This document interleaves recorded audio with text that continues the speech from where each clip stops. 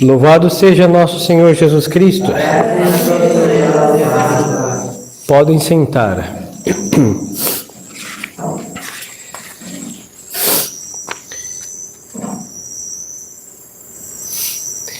Estimadas almas, vamos seguir com o nosso amigo aqui, o Padre Faber, e vamos ver agora nessa tarde, Deus nos ajudando, que o pecado ofende o amor. E a primeira razão que o Padre Faber nos dá é que Deus é o mais carinhoso de todos os pais.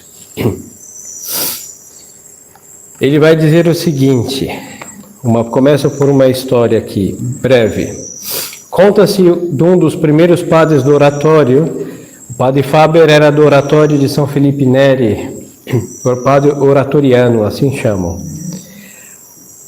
Um dos primeiros padres do oratório, amigo de São Felipe, que entre todos os autores que escreveram sobre a graça, preferia aqueles que davam mais preponderância à soberania de Deus e menos ao livre-arbítrio do homem. Este traço nos revelia todo o seu caráter. Não prova só que ele era um discípulo fiel de São Tomás, na questão teológica a que estamos aludindo, mas faz-nos ver principalmente o cunho particular da sua vida espiritual e a propensão da sua devoção. Havia nele uma paixão dominante que o arrastava com mais força do que o poderiam fazer as conclusões das mais rigorosas controvérsias. Tinha o hábito de tomar o partido de Deus em tudo e de encarar sob o ponto de vista de Deus. Não quer isso dizer que os santos personagens não são sustentados, que hão sustentado a tese contrária nessa grande discussão. Não toma igualmente em tudo o partido de Deus, como o bem-aventurado Lécius e o nosso muito estimado Santo Afonso de Ligório. Dois homens inteiramente de Deus. Como os que mais o são.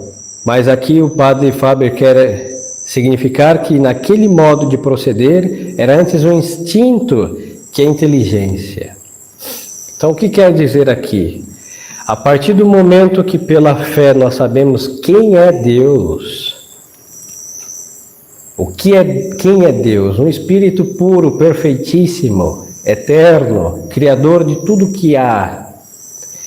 E quando nós olhamos a ação de Deus para com os homens, sua paternidade, a redenção e tudo que Ele nos faz cada dia, então o pecado nada mais que um grande atrevimento, uma ingratidão sem limites, uma ousadia das criaturas referente ao seu Criador, coisa que nem os animais se rebelam contra Deus, obedecem cegamente o instinto.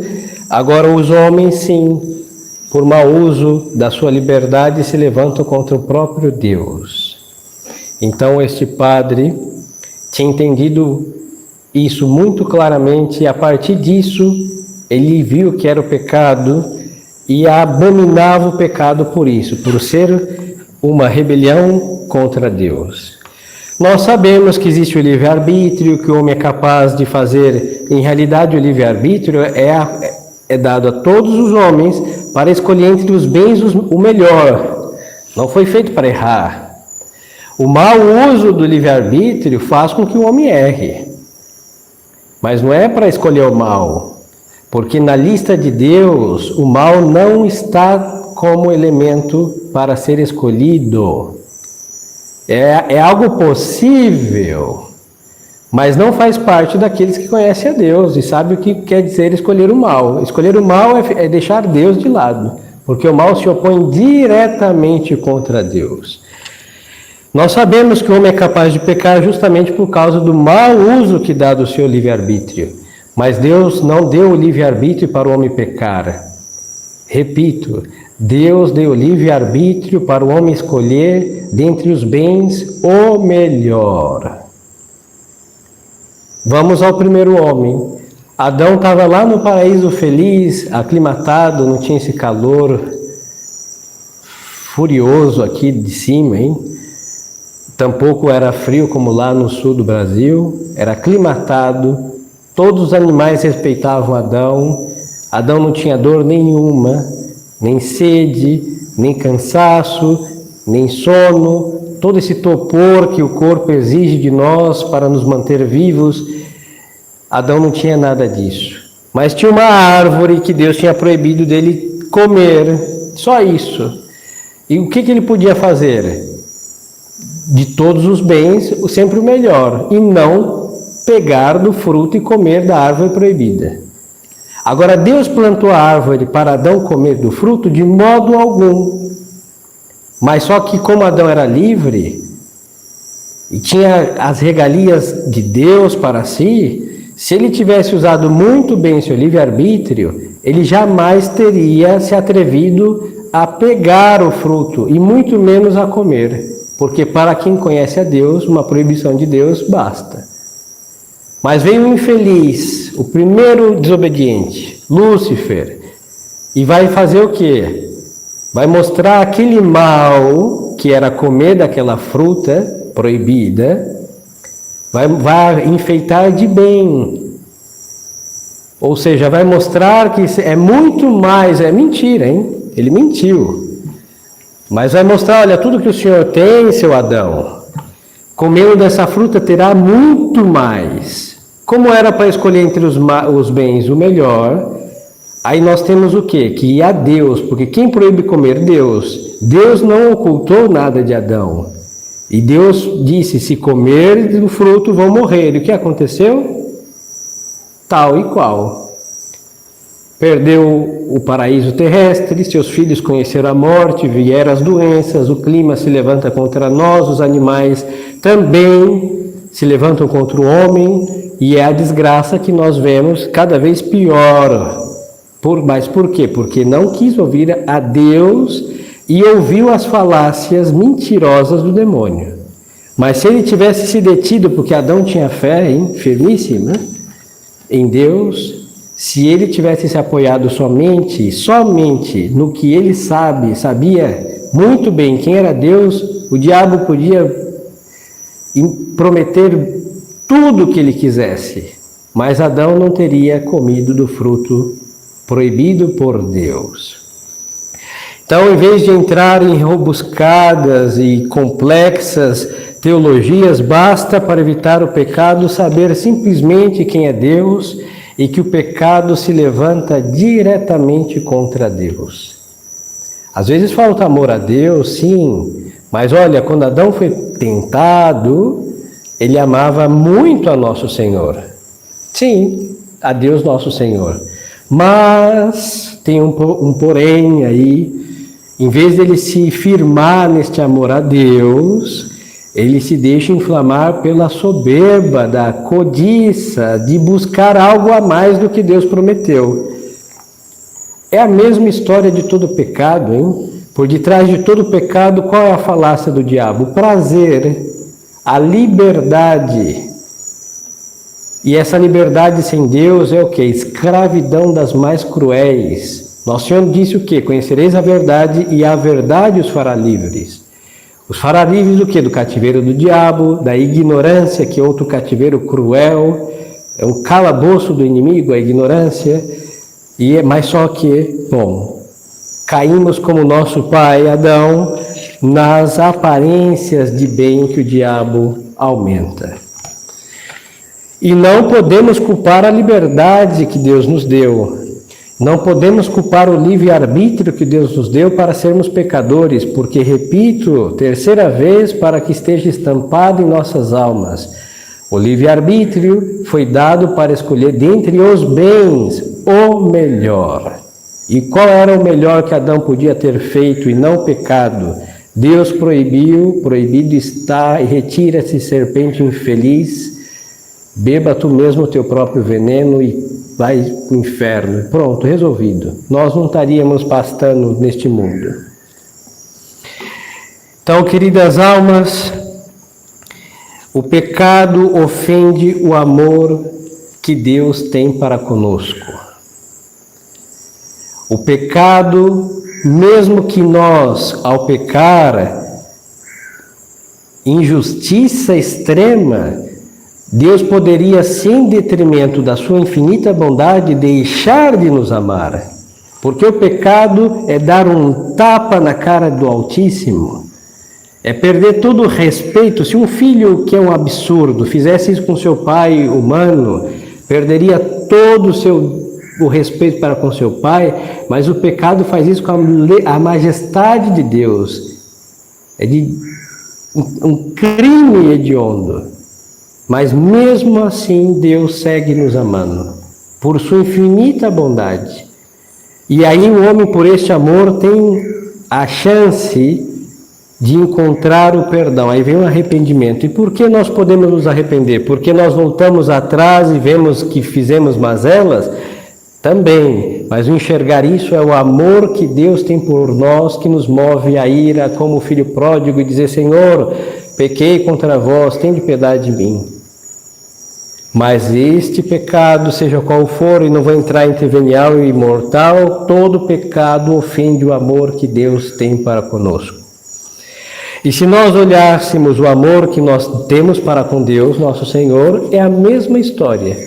Porque quem ama não ofende. Mesmo que o amado azucrine, o que ama vai engolir aquilo. Mas quando que a majestade de Deus incomoda alguém? Nunca. E por que nós ofendemos a Deus? Esta é a pergunta.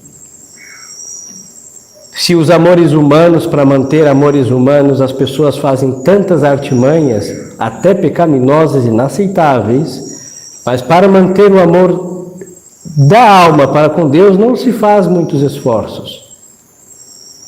E qualquer coisa é uma traição a Deus. Porque qualquer coisa amada no lugar de Deus é um adultério, é uma prostituição. Deixar o amor limpo de Deus para se entregar ao demônio, ao mundo, às criaturas, sim. Qualquer coisa que não é Deus que for amado é se entregar à casa da luz vermelha do diabo, do mundo, sim, é isso daí mesmo. E aí ofende o amor que Deus tem para conosco e ofende também aquele amor nosso para com Deus. Porque se nós o amássemos de fato, com tudo que isso supõe, nós resistiríamos até a morte nas seduções do mundo e do demônio também. Então, queridas almas, vamos adorar a Deus e pedir que nosso Senhor robusteça o nosso amor para com Ele, porque nós não temos a menor dúvida que mesmo mazelas, Ele nos ama. E este amor em justiça merece retribuição. E qual é a nossa maior retribuição para com o amor de Deus? Resistir ao pecado. E eu não falo aqui só de pecados externos, não, hein? Falo de pecados internos também. Não desejar o mal. Se arrancar das ilusões deste mundo. Não ficar buscando prazeres maiores fora de Deus, porque não existem, são todos armadilhas. Caímos como um pobre peixe, qualquer coisa que se move numa isca, ele morde e ele é pescado. Assim que o diabo e o mundo faz conosco, qualquer estupidez nos pesca, quando que o amor de Deus de verdade, nós aí estamos com a nossa boquinha fechada para não deixarmos que Deus nos pesque para nos colocar no seu paraíso. E o diabo nos pesca para nos trucidar. O mundo nos pesca para nos destruir. E Deus nos pesca para nos aperfeiçoar. Vê que desatino? É uma loucura tremenda. Então, queridas almas, adoremos a Deus.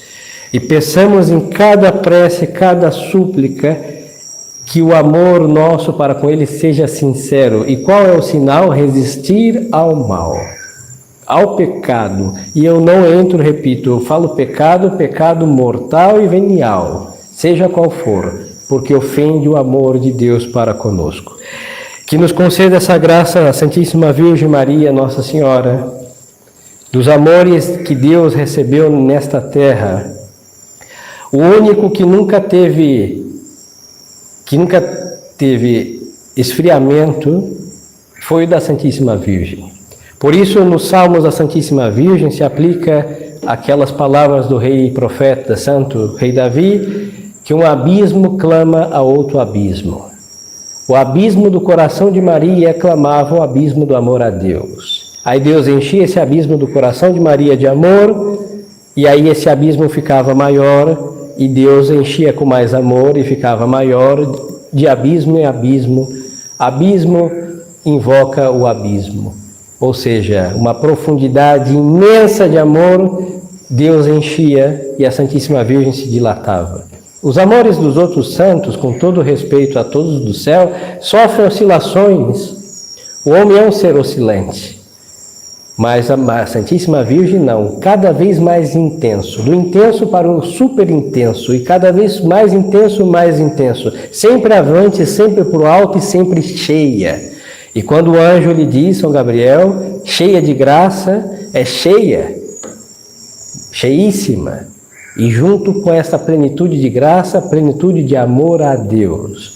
Por isso, dos mortais que o inimigo pode observar, esta alma nem enxergar ele podia. Era muito amor a Deus, que é o maior exorcismo que existe. Expulsa o pecado e expulsa o diabo.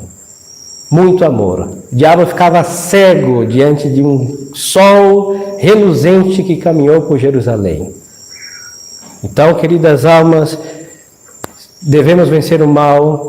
E como vencer? Resistindo. E qual a resistência? O amor nosso para com Deus, nosso Senhor. Que o coração imaculado de Maria, fornalha ardente de amor a Deus, nos conceda essa graça. Louvado seja nosso Senhor Jesus Cristo. Em nome do Pai, e do Filho, e do Espírito Santo. Amém.